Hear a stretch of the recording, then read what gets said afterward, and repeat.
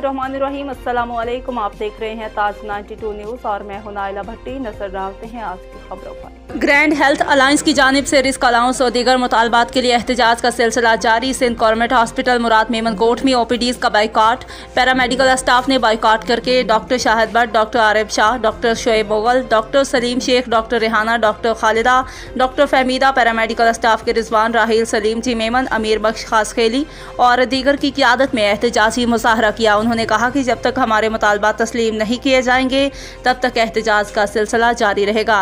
महंगाई के इस दौरे हुकूमत और हेल्थ डिपार्टमेंट मराहत देने के बजाय दी जाने वाली मराहत छीन रही है, जो कि किसी सूरत कबूल नहीं। डॉक्टर और पैरामेडिकल स्टाफ के साथ नारवा सलूक बंद करके रिस्क अलाउंस, यूटिलिटी अलाउंस फौरी तौर पर बहाल किया जाए।